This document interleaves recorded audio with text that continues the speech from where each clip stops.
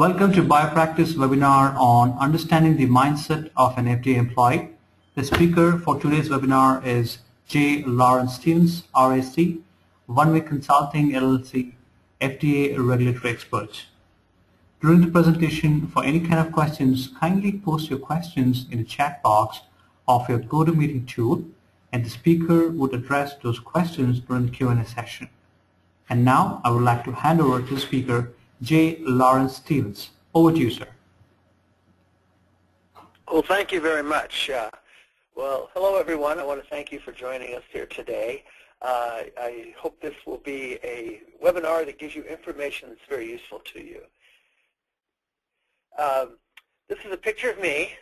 Now, I'm not showing it for any other reason to show that, yes, I was an official FDA employee. This happens to be a news conference in Los Angeles Harbor. In the background, there's some container ships.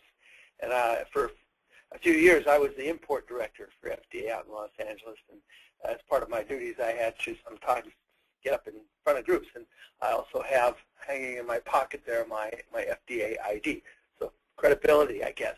But this seminar, the webinar, is a rather unique one, I think. I don't know of any other consultant or consulting company that would offer this particular webinar. And quite frankly, I have such a unique background that I believe it uniquely qualifies me to have this kind of a webinar.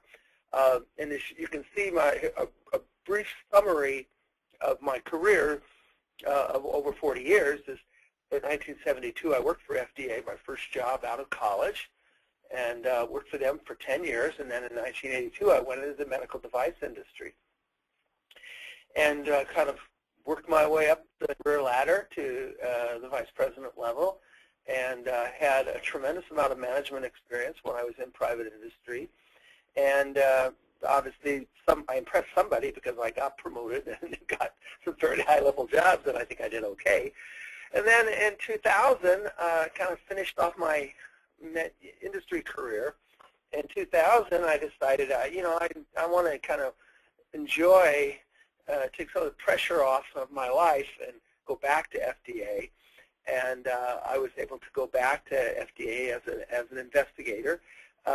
It was a unique experience because now, when I worked for FDA, I was a former industry executive, and I was back in the FDA at a fairly low level as an investigator. I worked for a supervisor who would have never been successful as a supervisor in private industry, and I'll explain later what I mean by that. Then I became a compliance officer, director of import operations, as the picture showed, and I also then finished off my career as a supervisory investigator in the St. Louis office. You can go, well, why would you go I was in California all the time. Why would you go to St. Louis? Why would you take a lower level job? Well, there's two little kids that are my grandchildren that live here, and we live 3 miles from the grandchildren, and that's why we moved here 5 years ago.